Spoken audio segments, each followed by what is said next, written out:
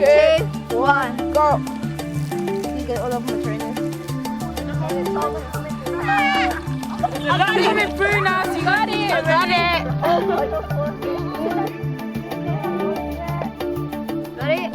Operation Amphibian is a simulation activity designed to show young children how the Red Cross deals with emergencies. In the simulation, primary school children must work together to respond to a severe flood which has displaced an entire village. But there's another important dimension to the project. Operation Amphibian is a peer-led programme, meaning that secondary school pupils guide the primary school children through the entire simulation. This group of 12 Year 8 pupils have volunteered to act as peer educators and run the operation themselves.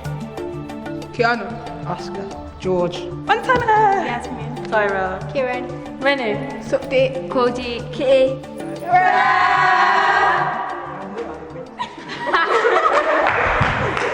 At first, Joe Wharton, who works as a learning mentor at the school, was worried about how his students would cope with this responsibility. When I heard about what Operation Amphibian entailed and what it was all about, I was hesitant. I thought that if we can't control what they're saying, if we haven't got an adult around all the time, then what kind of message can they be putting across to them? But experience has shown Jill Albert, who designed the project and has run it in many different schools, that even children unaccustomed to responsibility consistently rise to the challenge. Developing skills in those young peer educators is really what the whole of this activity is about. It enables young people from all sorts of academic abilities to be able to work together as a team and really take part in something that they can be proud of. In the morning, the Red Cross team help the secondary school children prepare for the afternoon, when many will have to teach for the first time. Brilliant, okay, very well explained. So your casualties are going to demonstrate, so what you do is you get the arm and hold it onto the face. By the end of the morning, they need to feel confident enough to be able to guide the younger children through Operation Amphibian. I'm going to put a hand on a knee. This will involve teaching first aid, land mapping, shelter construction, and clean water distribution. At first, the students rely heavily on scripts and the adults' support, but they soon get the hang of the exercises. We've practiced what everyone's doing, and now we're just waiting for the children to come. Now we're actually going to get to do it today. It makes it feel more exciting. Now I'm not really nervous, and because if I mess up, I can just improvise. Make them go worldwide. Their preparation complete, the team must now set the stage for Operation Amphibian at their new outdoor location and get ready for the arrival of the primary school children. 9:15. We've got about 15 to 20 minutes. We're like camels, man. There has been a flood. Villagers have been displaced. They must map out the scene of the disaster, dividing the space into two zones separated by a river. Do it that way. Do it that way. Each zone must contain a warehouse for equipment and a clean water supply point. This task requires active teamwork and encourages them to show independent initiative, which for some is a new and slightly daunting experience. Shall I put the tent pegs into the river? If you put it on that tray, what on that tray?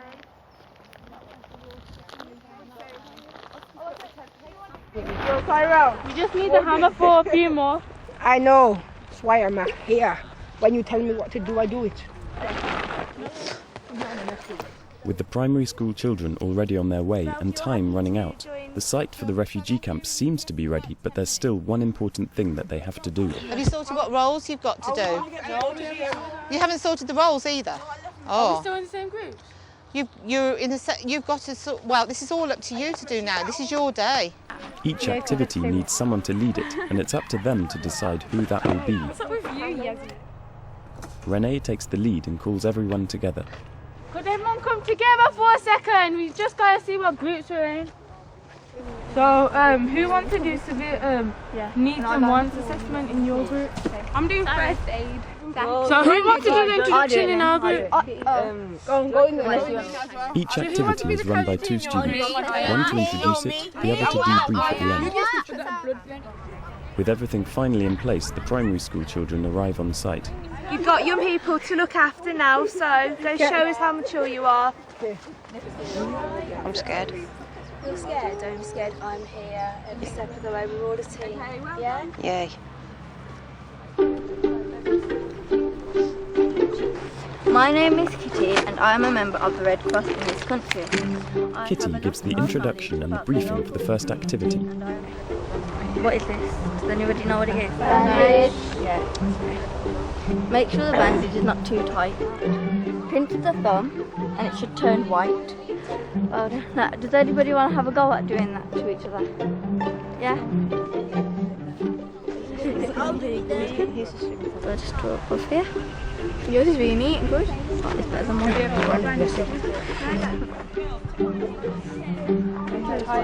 You've done a really good job.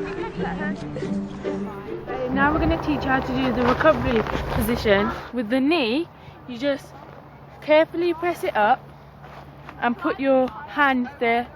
But if you don't, it will just fall back down again. You give her a high five and put it on the side of her face there. And then you can call for 999. Peer education is a really untapped resource. Secondary school students are able to learn to take responsibility. The primary school children, not only do they learn what the peer educators are actually teaching them, but they also get to have a friend, somebody that they know in a school that they're going to be going to in the near future. This really stops them from worrying about being bullied.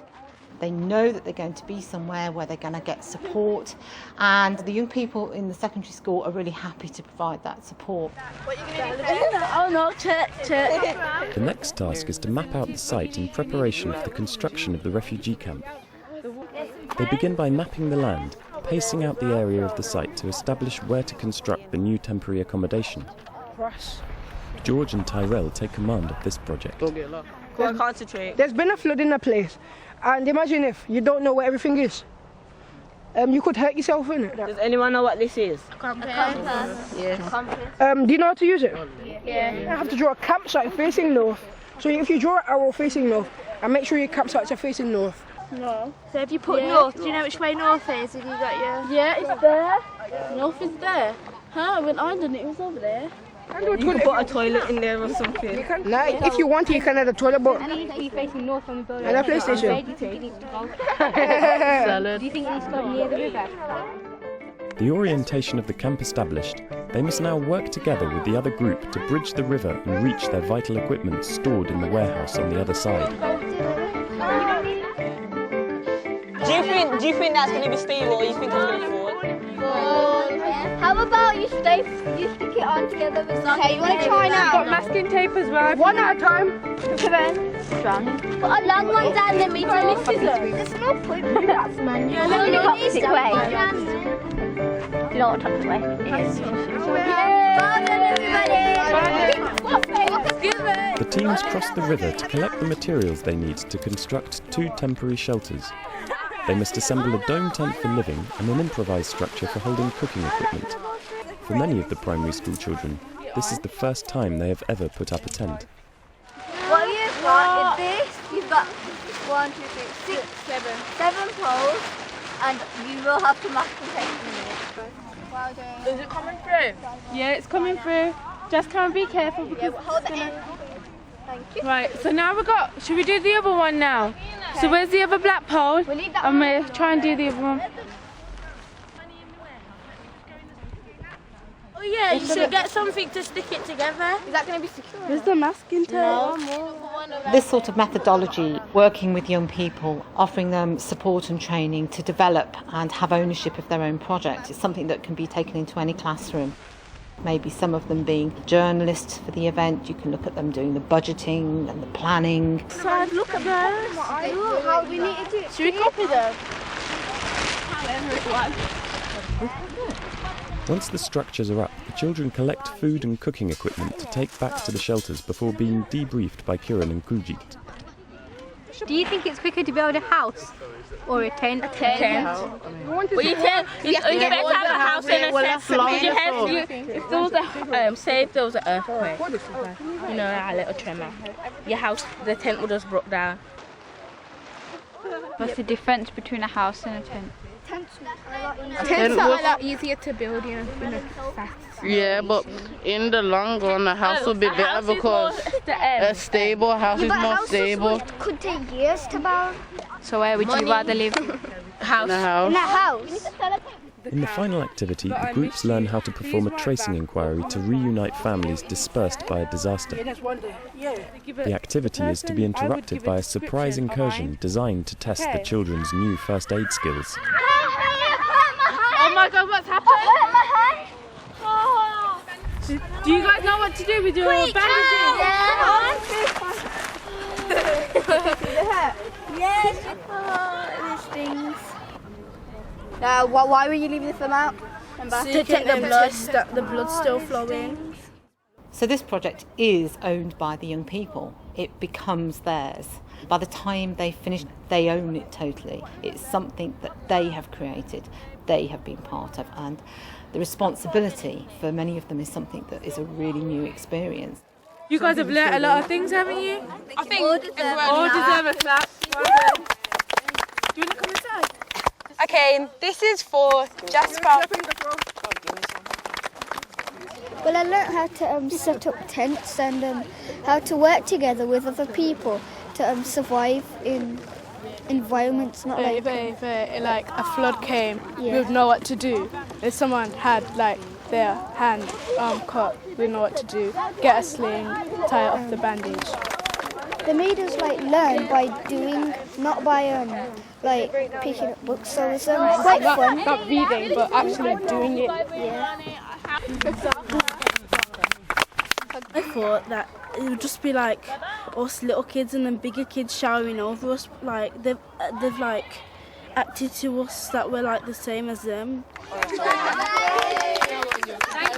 you guys for being all well behaved. The Red Cross and the way the Red Cross put across the message of Operation Amphibian to all of us worked very well. I was really pleased. I felt it went really, really well. I felt that we couldn't have done any more with the children. We had to be more serious because their parents are sending them to school to get a good education, so we have to like live up to their expectations. Basically it made us think of how we must have been like that in primary school, and we were like in the teacher's shoes who used to be like teaching us, and they realised how rude we were, so basically we were getting a taste of our own medicine really. Come to a point in the children realise that they've got to be mature about something. They've got to have a sense of maturity, a sense of responsibility. And I think they've shown that 110%.